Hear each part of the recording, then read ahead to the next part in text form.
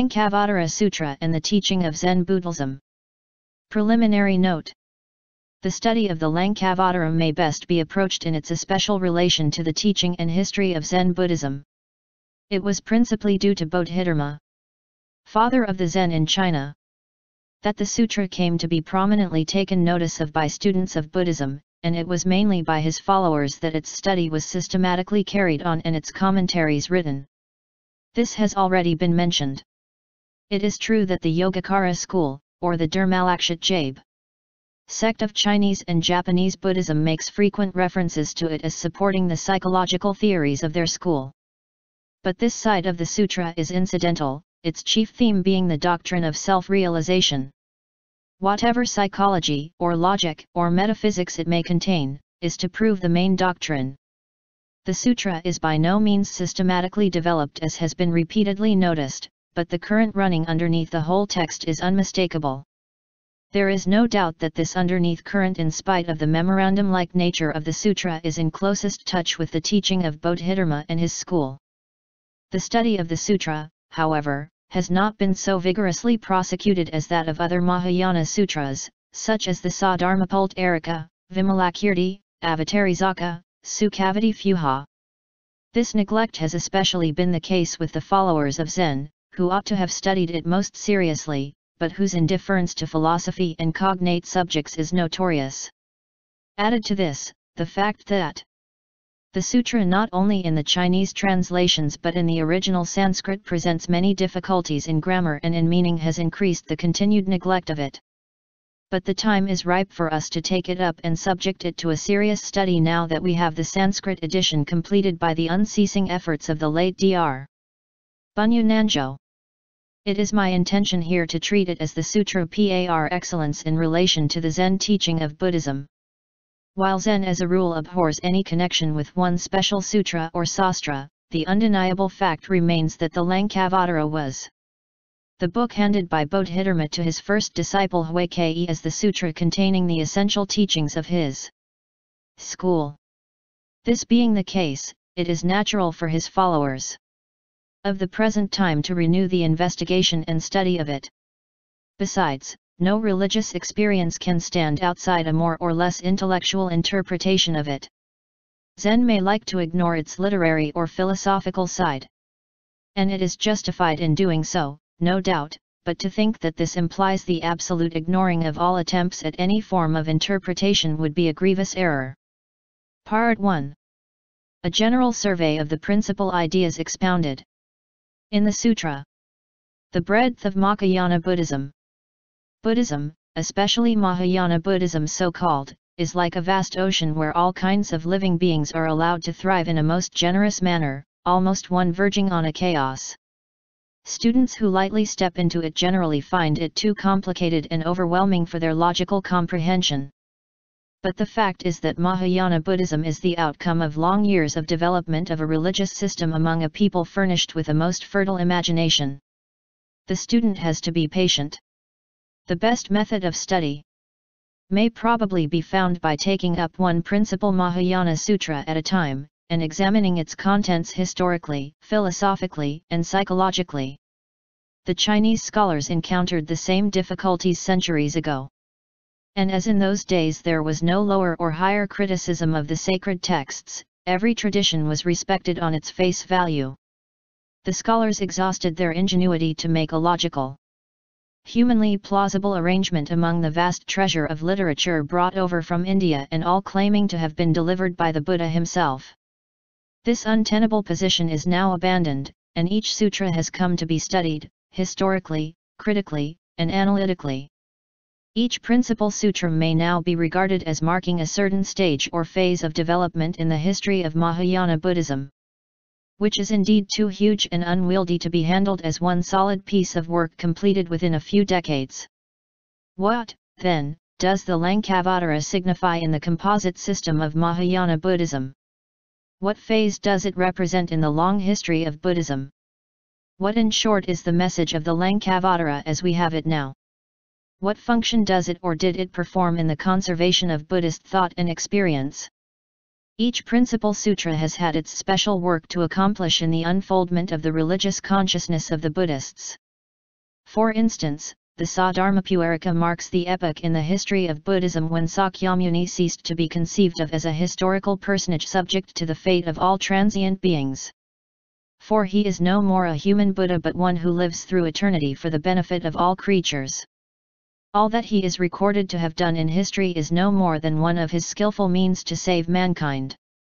So we read, I show the place of extinction, I reveal to all beings a device to educate them, albeit I do not become extinct at the time, and in this very place. That is, Mount Gridrakita. I continue preaching the Dharma. Here I rule. Myself as well as all beings. But men of perverted minds in their delusion do not see me standing here. In the opinion that my body is completely extinct, they pay worship in many ways to the relics, but me they see not. They feel, however, a certain aspiration by which their minds become right. When such upright, mild, and gentle creatures leave off their bodies, then I assemble the crowd of disciples and show myself here on the Gridrakita. And I speak thus to them in this very place. I was not completely extinct at the time. It was but a device of mine, monks. Repeatedly am I born in the world of the living. I see how the creatures are afflicted, but I do not show them my proper being. Let them first have an aspiration to see me. Then I will reveal to them the true Dharma.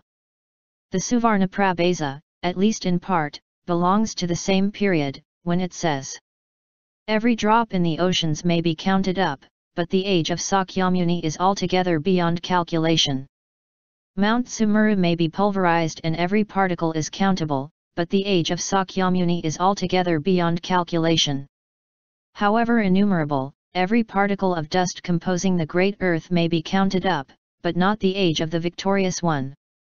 However boundless space is, its ends may be reached, but the age of Sakyamuni is altogether beyond calculation. However long one may live through hundreds of kotis of eons, he cannot count up the age of the Buddha. There are two deeds whereby a man's life is prolonged. Not to kill others and to give away much food. For this reason the age of the great man cannot be measured, it is like the measure of kalpas which are incalculable. Therefore, harbor not any shadow of doubt as to the age of the victorious one which is indeed beyond the reach of measurement. Buddhist experience which ceased to be wholly satisfied with the intellectual presentation of the doctrine of enlightenment. When Buddhists began to be oppressed with the idea of sin and doubt hanging over them too heavily and acutely.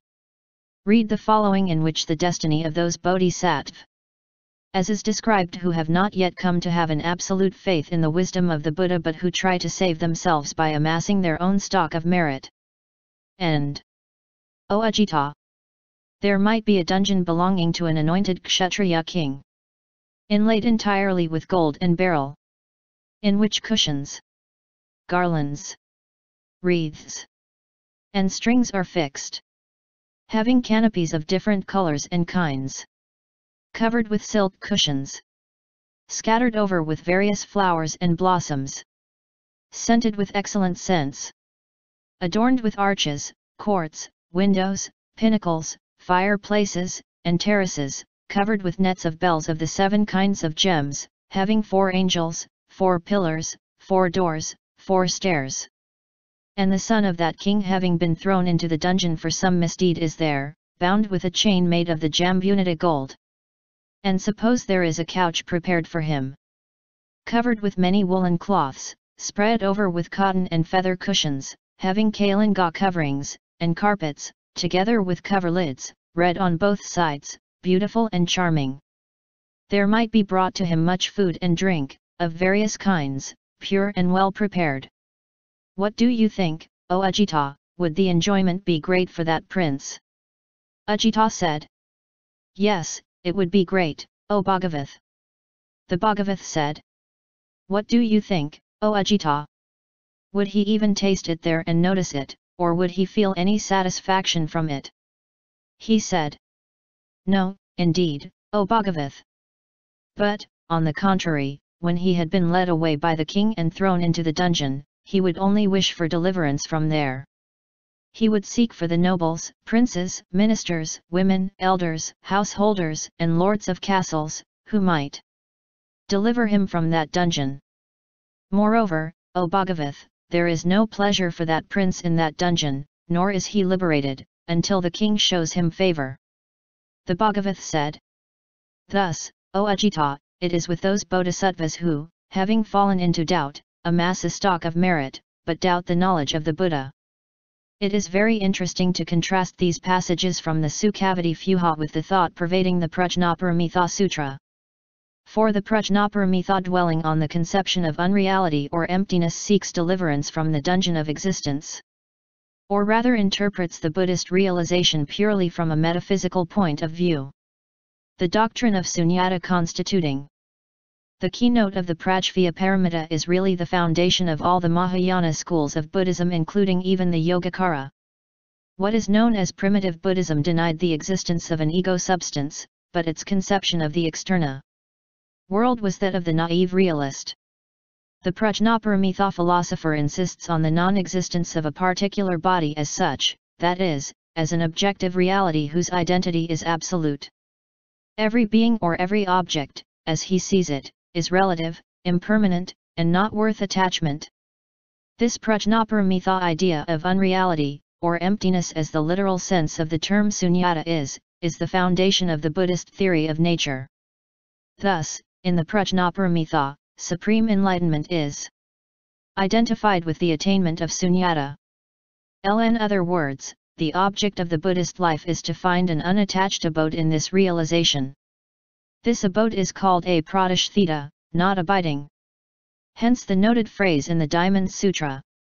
The Tathagata has no dwelling place in the sense that all his thoughts and doings have no exterior or ulterior objects in view to which he desires to adapt himself.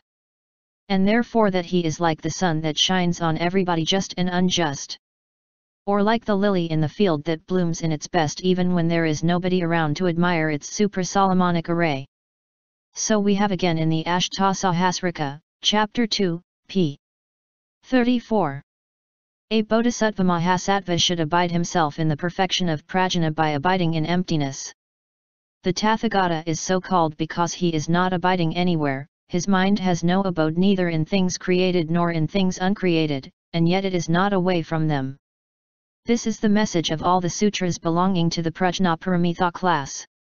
As to the Avatamsaka Sutra, it is really the consummation of Buddhist thought, Buddhist sentiment, and Buddhist experience.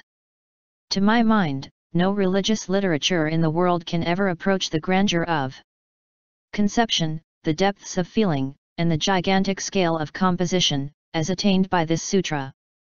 It is the eternal fountain of life from which no religious mind will turn back athirst or only partially satisfied. It is a great pity that this magnificent literature still remains concealed in a language not so universally accessible. Here not only deeply speculative minds find satisfaction, but humble spirits and heavily oppressed hearts, too, will have their burdens lightened. Abstract truths are so concretely, so symbolically represented here that one will finally come to a realization of the truth that even in a particle of dust the whole universe is seen reflected. Not this visible universe only, but a vast system of universes, conceivable by the highest minds only. Towards the end of this section I have translated the 10 vows of the Bodhisattva Samantabhadra as given in the final chapter of the Gandha, which forms a part of the Chinese Avatamsaka. The teaching of the Lankavatara. Where does the Lankavatara stand then? It may be classed in a way with the Avatamsaka inasmuch as it teaches the absolute idealism of the latter and is the disclosure of the inner mind of the Buddha. But it has a special message to give to the Buddhist world in a manner characteristic of the sutra. It is devoid of all symbolism, quite different in this respect from Avatamsaka. It is, instead, straightforward in expression and notes down in a somewhat sketchy style almost all the ideas belonging to the different schools of Mahayana Buddhism. It is partly for this reason that the sutra requires a great deal of learning as well as an insight to understand all the details thoroughly. The principal thesis of the Lankavatara, however, may be regarded as summarized in the following passage. Again, O mahamati, there may be other sramanas and brahmans who hold the following views. That all things have no self-substance, they are like a cloud, like a circle traced out by a revolving firebrand, or like the air castle of the Gandharvas. That they are unborn, that they are like Maya, or mirage, or the moon in water, or a dream. That external objects are manifestations of the mind erroneously perceived due to false discrimination since time immemorial. That by thus viewing the world one ceases to be conditioned by the false discrimination worked out in one's own mind. One does away with the terminology belonging to such false discrimination and with the signification of words such as predicating and predicated. That when one understands that the body, property, and abiding place are the particularizations of the alayaijnana, one is freed from ideas such as perceived and perceiving, attains to a state of no image, or shadowlessness. O mahamati, such a bodhi sattva-mahasattva will before long realize the sameness of samsara and nirvana. O mahamati! By deeds of great love, skillful means, and effortlessness, a bodhisattva reviews all beings and knows that they are like Maya, they resemble shadows, they are not produced by causes. And, further, knowing that the world exists not outside the mind, he leads a life of formlessness. As he gradually goes up the higher stages, he will realize a state of samadhi where he comes to the understanding that the triple world is mind itself. The samadhi he attains is called Maya-like. He will further free himself from all images, perfect his knowledge, and realize that things are unborn, and entering upon the samadhi called Vajravambhapama, will obtain the Buddha body. He will, always abiding in the suchness of things, manifest himself in transformed bodies. He will be endowed with the 10 powers, the 6 psychic faculties, and the 10-fold self-mastery. O mahamati, adorned with upaya, he will visit all the Buddha lands. And disengaged from the philosophical doctrines as well as from the citta-manas and vijnana, he will experience a revulsion within himself and by degrees will attain the Tathagata body. Therefore, O mahamati, if a bodhisattva wishes to attain the Tathagata body, he should keep himself away from the skandhas, ditthis, ayatanas, siddham, causation, works, discipline, birth, staying and passing, and cease from discriminating, philosophizing, and abide in the thought of the mind only. When the triple world is surveyed by the bodhisattva, he perceives that this existence is due to memory that has been accumulated since the beginningless past but wrongly interpreted. He recognizes that Buddhahood is a state imageless, unborn, and to be inwardly experienced by oneself, when the mind becomes fully controlled and purposeless deeds are accomplished. Like the Sintami, he will now manifest himself in a variety of forms according to the needs of sentient beings and lead them to the view that only mind is, and then gradually compel them to ascend the stages. Therefore, O mahamati, let the bodhisattva discipline himself well in the work of self-realization. Being full of technical terms, the reader may find the import of the passage here quoted difficult to understand, but as we go on, it will, I hope, grow fully intelligible. In the meantime, the following paraphrase will help the reader to get a general idea of it. The highest stage of Buddhist experience is reached when a man comes to realize that things are devoid of a self-substance, or that they are not after all final, irreducible realities, for they never have been created, they are what they are from beginningless past. If we say that they have come into existence, or that they exist as we perceive them,